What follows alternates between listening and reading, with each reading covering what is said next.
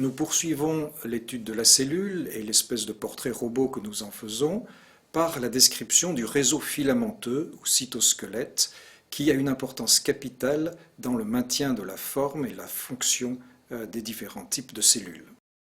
Les cellules de l'organisme sont caractérisées par une très grande diversité structurelle, par une très grande diversité aussi de formes, mais une cellule donnée a une forme définie, une organisation interne caractéristique, et on sait que certaines cellules sont douées de mobilité. Tout ça, cette mobilité, cette conservation de la forme, la mobilisation des organites intracellulaires est liée à une structure qu'on appelle le cytosquelette. Et ce cytosquelette, c'est en fait un réseau de filaments cytoplasmiques. Alors le terme est peut-être pas très bon, parce que squelette, on a l'impression que c'est quelque chose d'extrêmement dur, rigide, alors qu'en réalité, ce cytosquelette est caractérisé par une extrême dynamique des changements incessants. Et en fait, un état permanent d'assemblage, de désassemblage, avec des périodes de stabilité qui permettent ces fonctions spécifiques.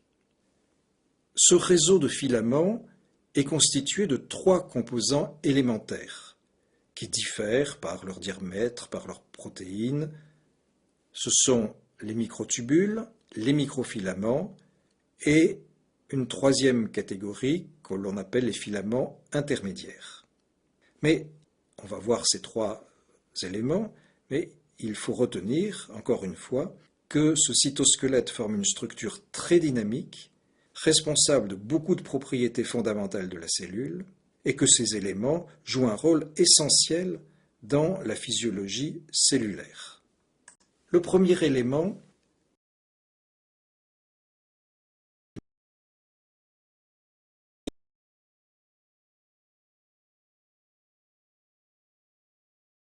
tube cylindrique de 24 nanomètres de diamètre, dont la longueur est extrêmement variable et peut atteindre quelques centaines de micromètres dans certaines cellules. Ce microtubule est formé d'éléments hétérodimériques composés de monomères alpha et de monomères bêta. Donc ce sont des hétérodimères de tubuline alpha et bêta.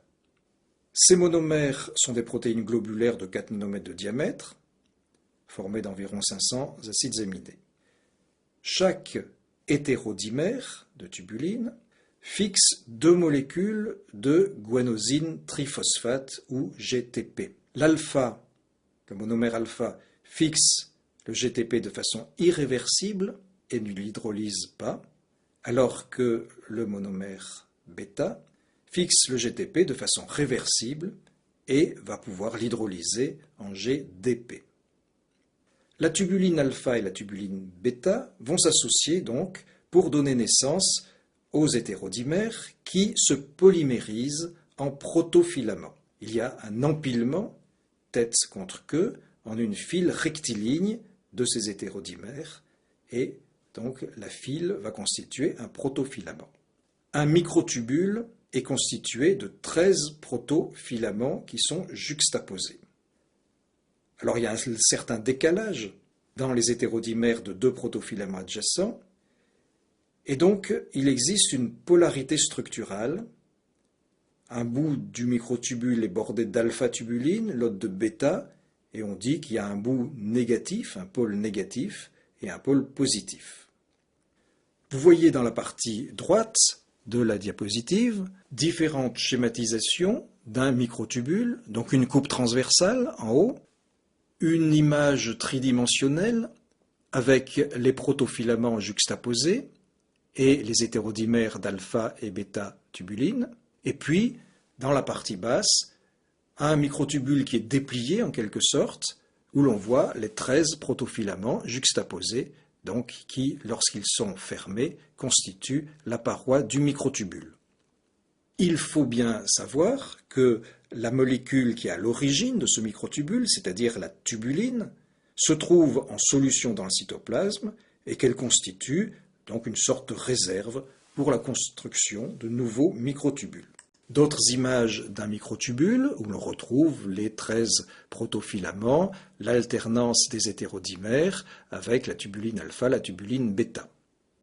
La formation et la dynamique des microtubules est particulière. Cette formation se fait à partir d'une structure qu'on appelle le centre organisateur des microtubules, ou centrosome, qu'on appelle aussi, en utilisant les lettres MTOC. Et en fait, le rôle principal de ce centre organisateur des microtubules, donc MTOC, est la nucléation et l'assemblage des microtubules. On admet que l'extrémité moins du microtubule est ancrée au centre organisateur et qu'il va y avoir adjonction progressive de tubulines, alpha, bêta, des hétérodimères, à l'autre partie, l'autre extrémité, l'extrémité distale, qui est dite extrémité plus. Alors bien sûr, cela nécessite des protéines associées. Il y en a deux que l'on cite volontiers, mais en fait c'est plus compliqué que ça, il y en a beaucoup d'autres. La tubuline gamma et la péricentrine. Par contre, on ne connaît pas vraiment bien le mécanisme d'action de ces protéines pour favoriser la formation de ces microtubules. La dynamique des microtubules, en fait, c'est la capacité de ces microtubules à croître, à rapetisser rapidement, et donc à assurer une restauration rapide des structures qui sont constituées de ces microtubules. En fait, le temps de vie d'un microtubule est assez bref, de l'ordre de 10 minutes, et il y a donc en permanence assemblage, démantèlement des microtubules qui s'effectuent par soustraction et addition des hétérodimères alpha-bêta aux extrémités. Alors, en principe, l'adjonction se fait à l'extrémité dite positive, plus, et la soustraction se fait à l'extrémité moins, mais cela en fait dépend considérablement de la concentration locale en tubuline. Donc c'est cette tubuline en solution dans le milieu aqueux de la cellule qui va diriger en quelque sorte la formation ou la destruction des microtubules. Si la concentration dépasse un certain seuil, les dimères se polymérisent, forment les protofilaments et ensuite le microtubule. Si au contraire cette concentration en tubuline est inférieure à ce seuil, eh bien les microtubules vont se dépolymériser et le microtubule va donc se dégrader. Lors de la croissance, les dimères de tubuline garnis de GTP vont gagner le bout des microtubules. Et une fois intégré au microtubule, le GTP fixé donc au monomère bêta est hydrolysé en GDP.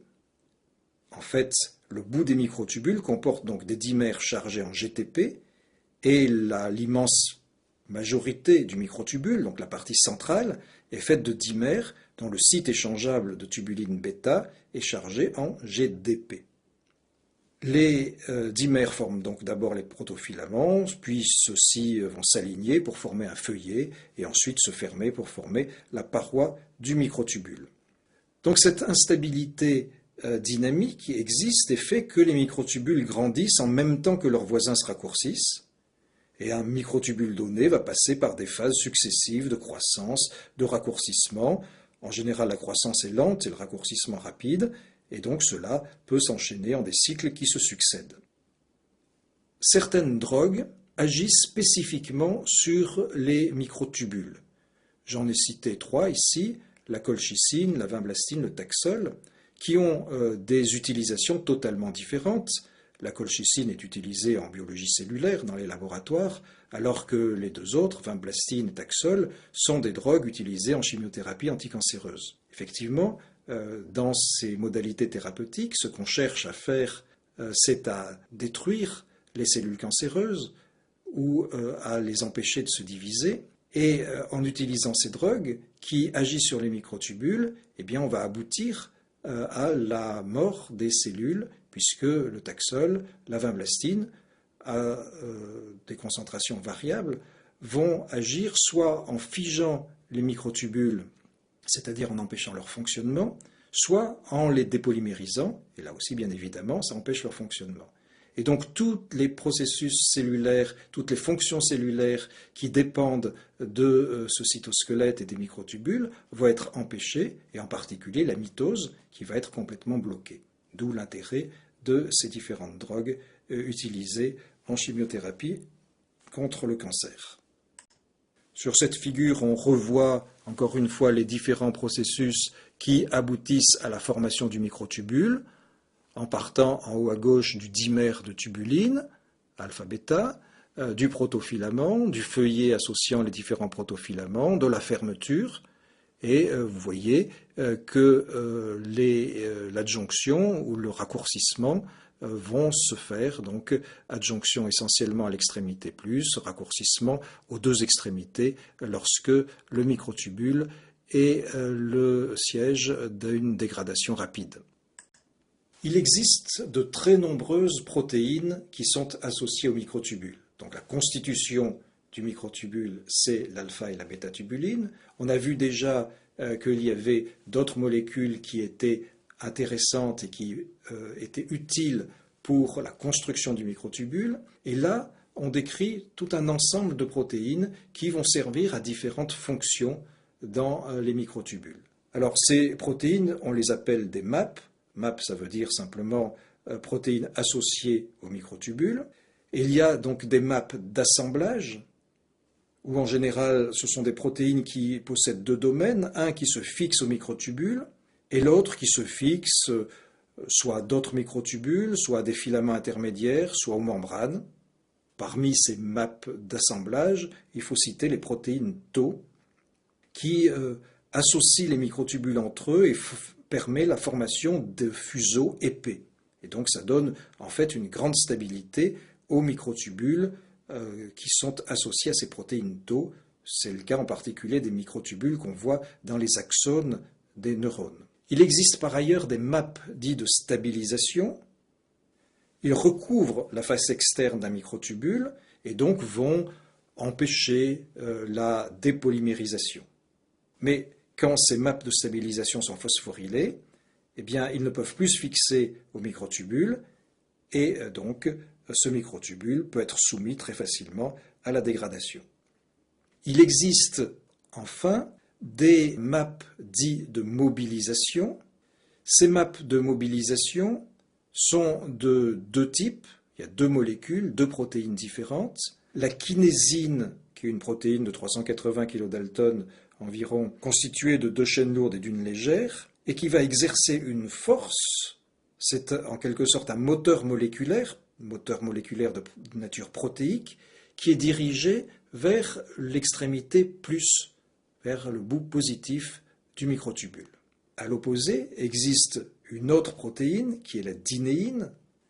En fait, il y a plusieurs catégories de dinéines. Il y en a qui sont dans la cellule elle-même, d'autres qui sont dans les flagelles, par exemple, de certaines cellules. Ce sont des protéines très très volumineuses, plus de 1000 kDa, et là, la force qu'elles exercent est dirigée vers l'extrémité négative du microtubule.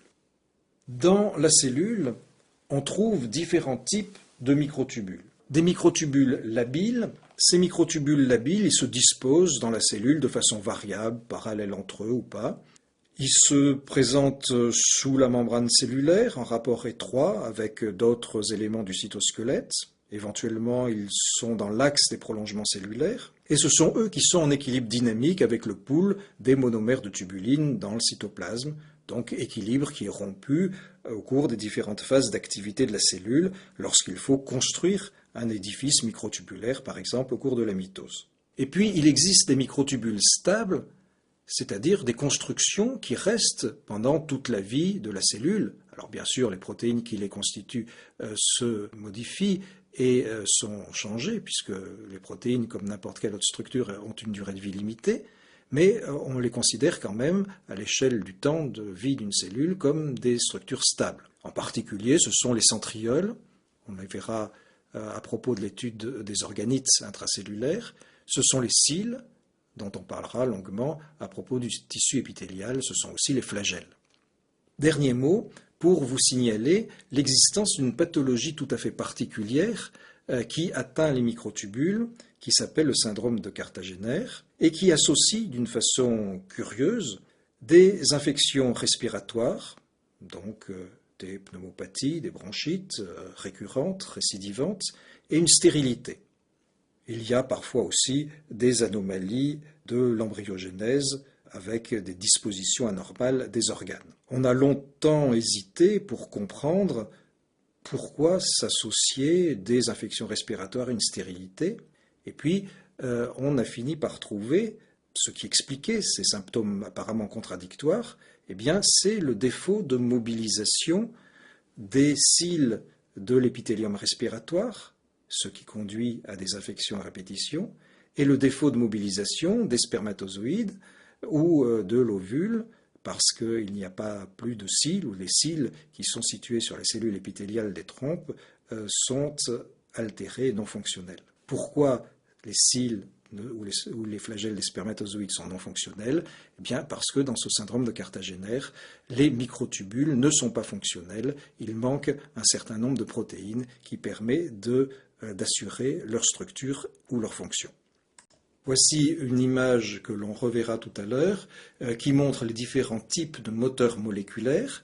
Vous voyez le gros élément rouge et jaune qui est un microtubule, et ce microtubule donc, est associé à deux molécules motrices, la kinésine et la dinéine, dont chacune agit dans un sens différent, comme on l'a dit il y a un instant.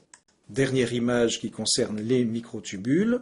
Il s'agit ici d'une immunofluorescence, donc de cellules, où on a mis en évidence le système microtubulaire grâce à l'imprégnation avec un anticorps dirigé contre la tubuline. On voit donc le réseau, la partie ronde où le réseau est un peu moins dense, c'est simplement le noyau de la cellule.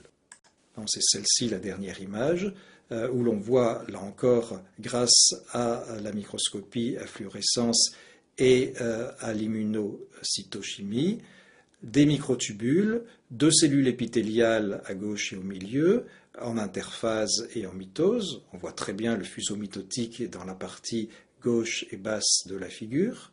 Ce qui est bleu en A, c'est le noyau. En dessous, ce sont les chromosomes. Reconstruction 3D dans la partie B, et c'est les microtubules de cellules végétales. Ici, il s'agissait de maïs. Le deuxième élément du cytosquelette, ce sont les microfilaments d'actine.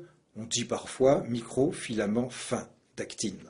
Ce sont des structures qui existent dans toutes les cellules, puisque c'est la protéine intracellulaire qui est prédominante dans les cellules eucaryotes. L'actine représente environ 10% du poids des cellules musculaires et 1 à 5% dans les autres cellules. Donc cette actine va former des longs polymères hélicoïdaux. En fait, la molécule de base, c'est le monomère d'actine, qui a 375 acides aminés, qu'on appelle l'actine G, qui est un monomère globulaire qui comprend un anion magnésium séquestré dans de l'ATP ou de l'ADP. Ces monomères d'actine G vont s'assembler en longs polymères hélicoïdaux d'actine dite F, F comme filamenteux, et cette association, cet assemblage, se fait en présence d'ions magnésium, potassium, sodium. L'hydrolyse de l'ATP accompagne cette polymérisation, la favorise, influence sa cinétique.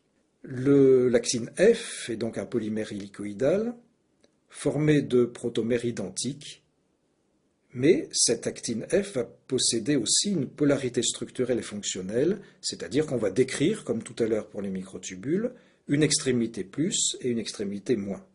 Alors, le cytosquelette se compose de faisceaux, de réseaux de filaments qui ont un rôle dans la charpente, dans le maintien de la forme ou dans la déformation de la cellule.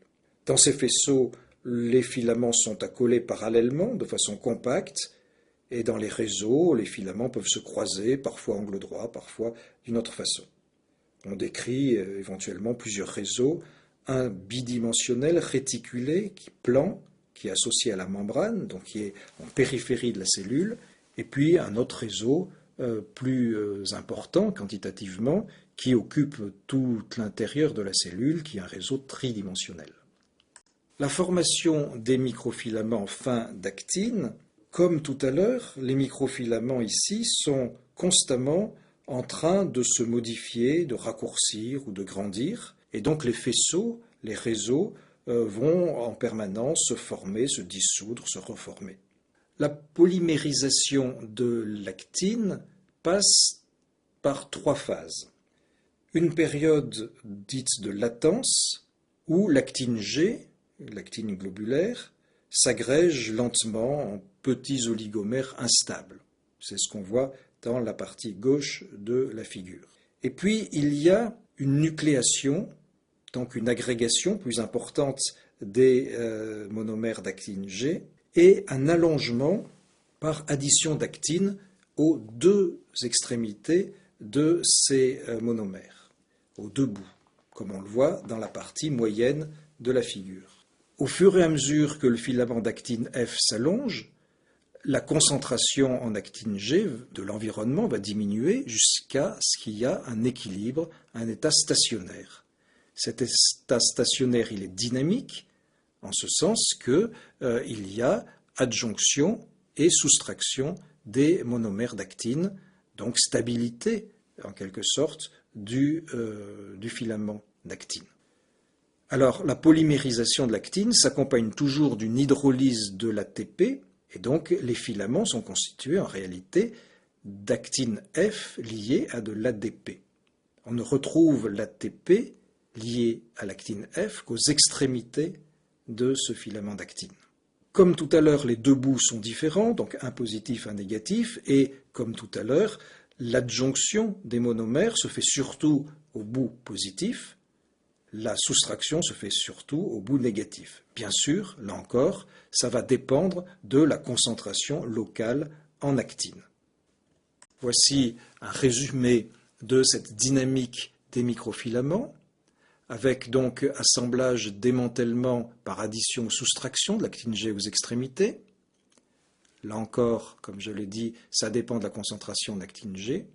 Et donc, il y a des alternances de phases de croissance et de raccourcissement.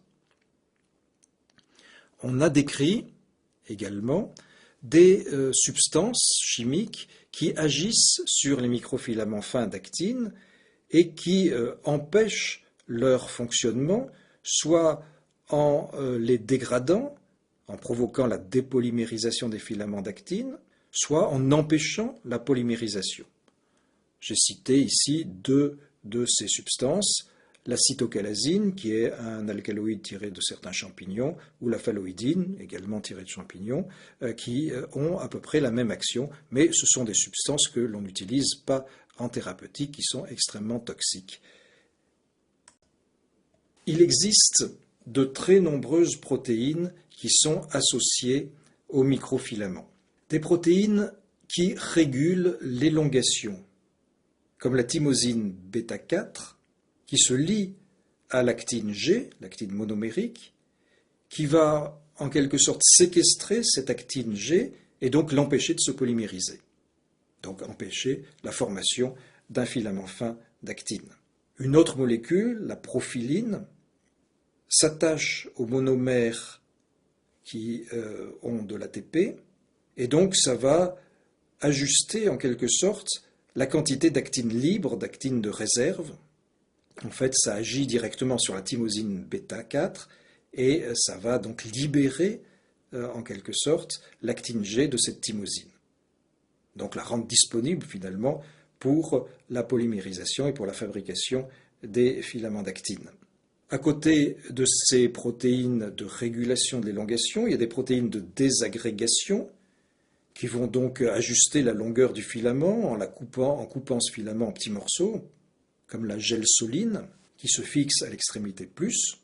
Il y a des protéines de stabilisation, CAPZ, qui s'attachent au bout positif des filaments, comme la tropomoduline, elle qui s'attache à l'inverse au bout moins. Il y a des protéines de pontage, comme la fimbrine, qui permet l'organisation et le maintien des filaments d'actine en réseau. Donc pour la fimbrine, ce sont des réseaux où les filaments sont parallèles les uns aux autres. La filamine, ça forme au contraire des réseaux où les filaments fins sont plutôt perpendiculaires, et donc c'est plutôt sous la membrane qu'on va les voir.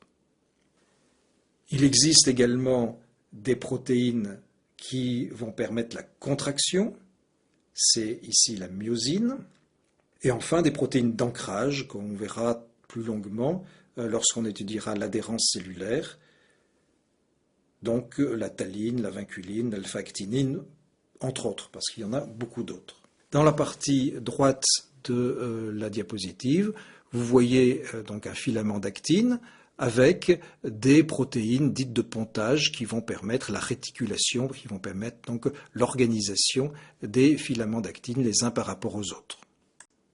On a déjà vu cette image. Ici, elle est présentée pour visualiser le filament d'actine en jaune clair et la protéine motrice qui est la myosine qui va donc parcourir ce filament d'actine.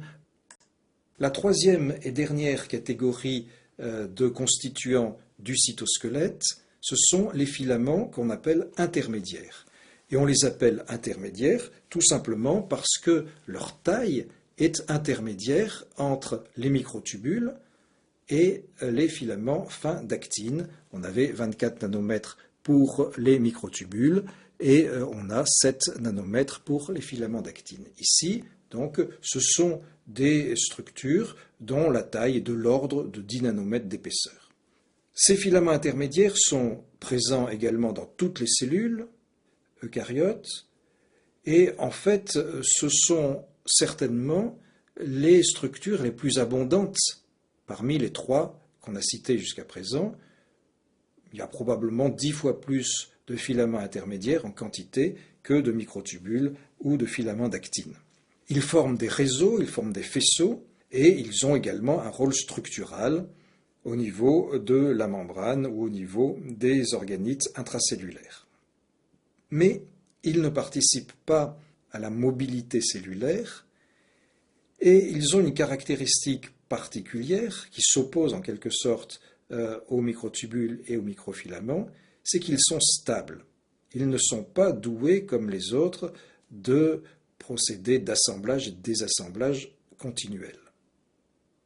Donc l'assemblage est irréversible, il n'y a pas d'équilibre dynamique.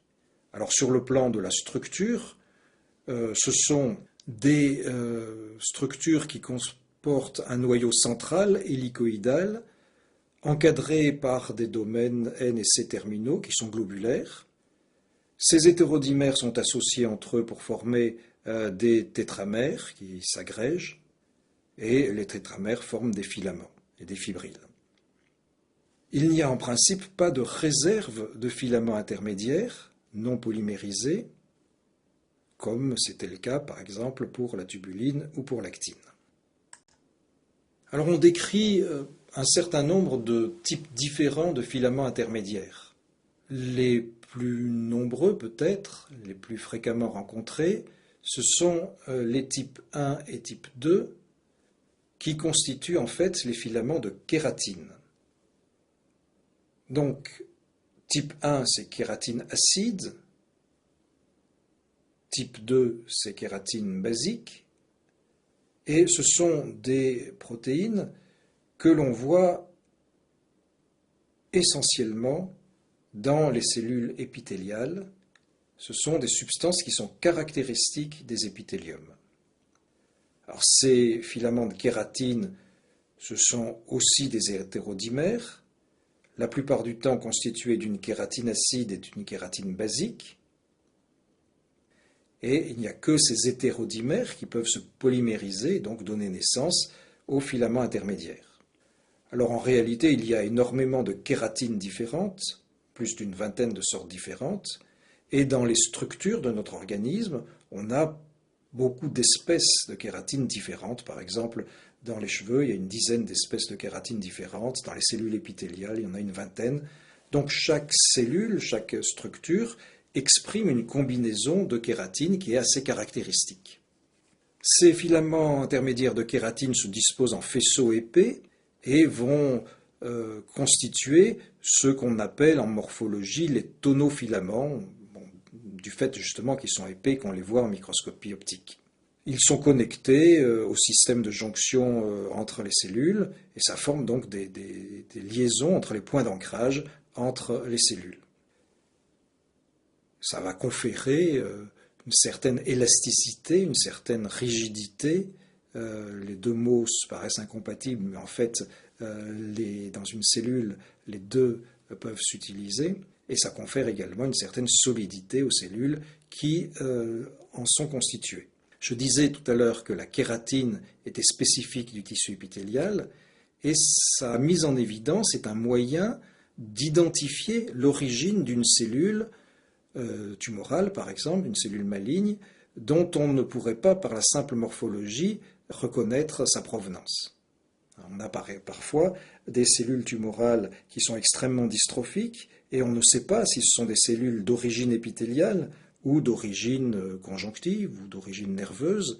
Et la solution, si l'on veut affiner la description des cellules, c'est de savoir si ces cellules contiennent ou non de la kératine. Donc on fait agir un anticorps dirigé contre la kératine, on fait une réaction d'immunocytochimie, et si cette réaction est positive, c'est-à-dire s'il y a de la kératine dans la cellule, on peut être sûr que cette cellule est d'origine épithéliale, ce qui donc permet d'affiner le diagnostic et éventuellement de proposer des thérapeutiques spécifiques.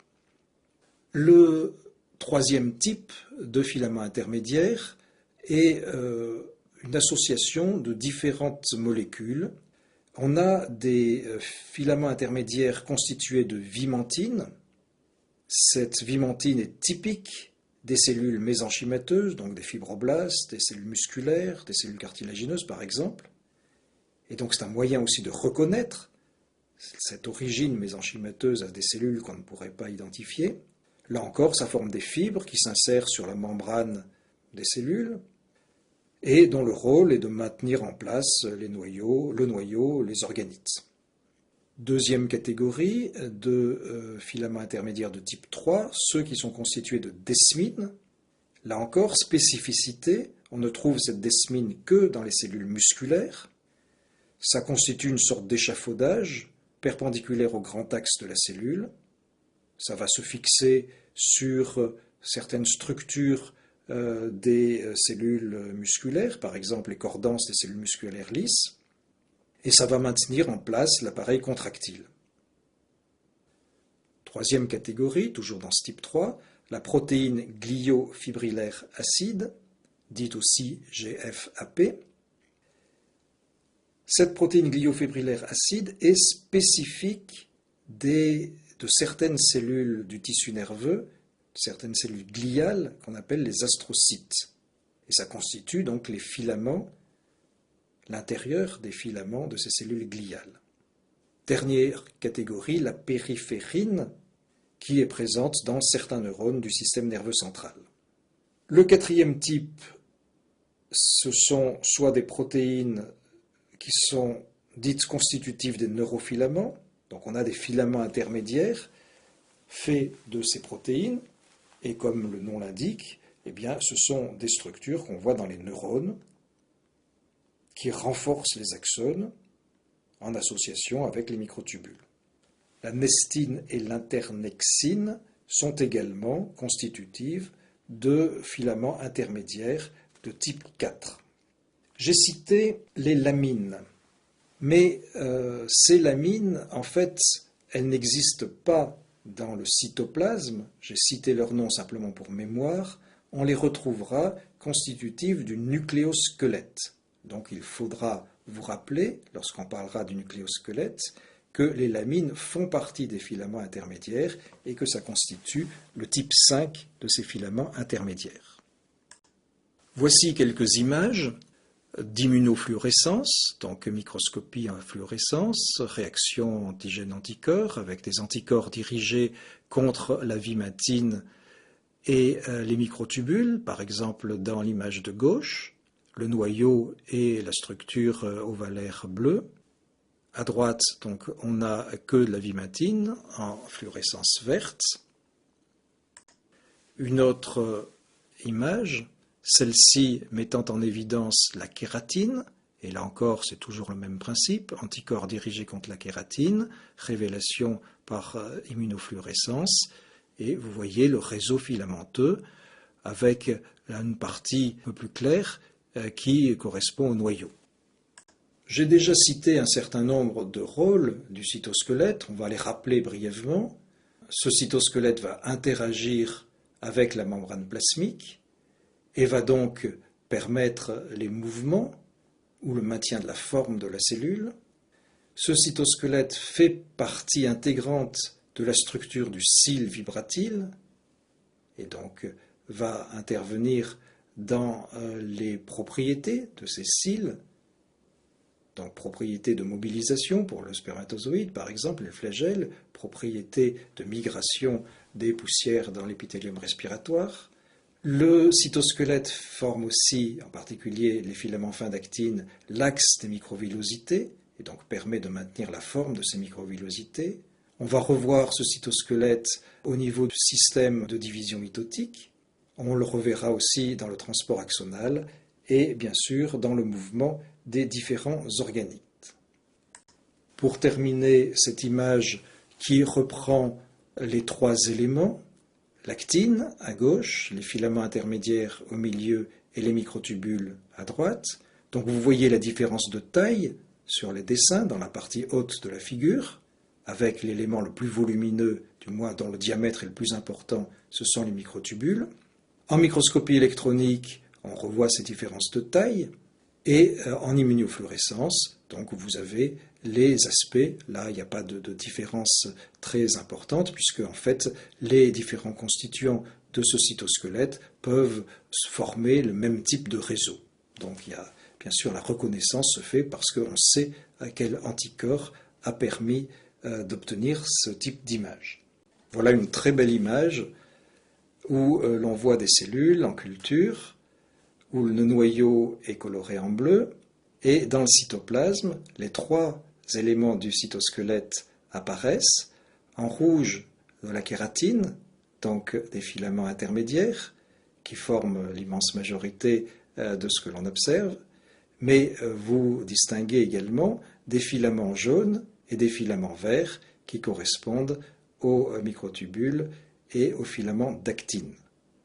Donc ici, il s'agit d'une technique particulièrement sophistiquée qui fait agir au moins 3 anticorps, plus un colorant spécifique du noyau, mais c'est des choses que l'on peut faire et qui donnent des résultats extrêmement beaux visuellement.